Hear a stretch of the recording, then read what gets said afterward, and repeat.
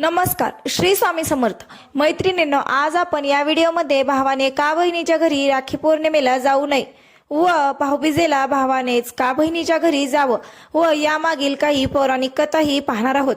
ही संपूर्ण माहिती आपण आज या व्हिडिओमध्ये पाहणार आहोत. त्यासाठी व्हिडिओ शेवटपर्यंत नक्की पहा व आपल्या मित्रपरिवारामध्येही शेअर करा.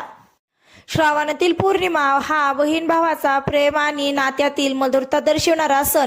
या दिवशी बहीण आपल्या भावाच्या मनगटावर त्याच्या दीर्घायुष्यासाठी आणि सुरक्षिततेसाठी रक्षासूत्र म्हणजे राखी बांधते.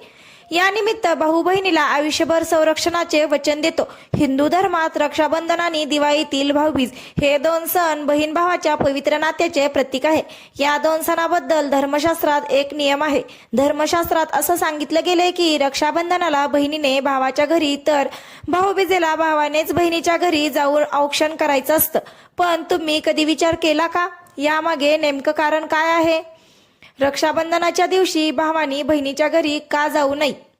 रक्षाबंधनाच्या सणाशी संबंधित अनेक पौराणिक कथा आहेत ज्यामध्ये राखी बांधण्याची परंपरा सांगण्यात आली आहे. यातील एक गोष्ट आहे माता लक्ष्मी आणि राजा बालीची. राजा बली हा राक्षस राजा होता. भगवान विष्णूला प्रसन्न करून त्याने अमरत्वाचे वरदान प्राप्त केलं होतं. त्यामुळे सर्व देवी देवता चिंताग्रस्त झाले होते. तिन्ही लोकांची चिंता दूर करण्यासाठी भगवान विष्णूंनी वामन अवतार धारण केला.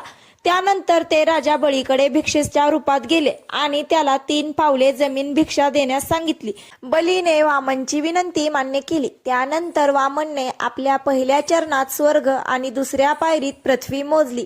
त्यानंतर बलीला समजले की ते भगवान विष्णू आहेत आणि त्यांनी तिसऱ्या चरणासाठी आपले शरीर समर्पित केलं.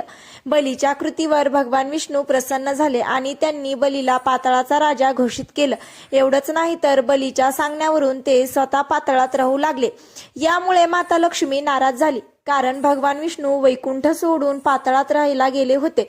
अशा स्थितीत माता लक्ष्मीने ब्राह्मण स्त्रीच्या रूपात पाताळात जाऊन राजा बलीला आपला भाऊ बनवण्याची इच्छा व्यक्त केली. राजा बलीने त्याची इच्छा आनंदाने मान्य केली आणि माता लक्ष्मीने बलीच्या मनगटावर राखी बांधली. राखी बांधल्यानंतर देवी लक्ष्मीने बलीला तिचा पती भगवान विष्णू परत करण्यास सांगितलं. राजा बलीने आपलं वचन पाळत भगवान विष्णूंना वैकुंठाला परतण्याची परवानगी दिली. त्या बदल्यात बलीला अमरत्व आणि वैकुंठ लोकांमध्ये स्थान प्राप्त झाले. म्हणून भाऊबीजेला भावाने बहिणीकडे जावं. त्यामुळे भावांनी बहिणीच्या घरी जाऊ नये तर बहिणींनी भावाच्या घरी येऊन त्यांना राखी बांधावी असं मानलं जातं. कारण आई लक्ष्मीनेही भावाच्या घरी जाऊन त्यांना राखी बांधली होती. त्याचप्रमाणे भाऊबीजेच्या दिवशी भावांनी आपल्या बहिणीच्या घरी जाऊन औक्षण करून घ्यावे. कारण यमराज स्वतः बहीण यमुना यांच्याकडे औक्षण करण्यासाठी गेले होते. त्यानंतर भाऊबीजेचा हा सण साजरा करण्याची परंपरा सुरू झाली आहे. तर अशा प्रकारे आपण वरील संपूर्ण माहिती पाहिलेली आहे. तुम्हाला ही माहिती माहित होती का? कमेंट करून नक्की सांगा. आवडली असेल तर व्हिडिओला लाईक करा. तुम्ही जर आपल्या चॅनलवर नवीन असाल तर चॅनलला सबस्क्राईबही करायला विसरू नका. तुमचं आपल्या छोट्याशा यूट्यूब कुटुंबामध्ये खूप खूप स्वागत. भेटूयात अशाच माहितीपूर्ण व्हिडिओ सोबत. तोपर्यंत धन्यवाद.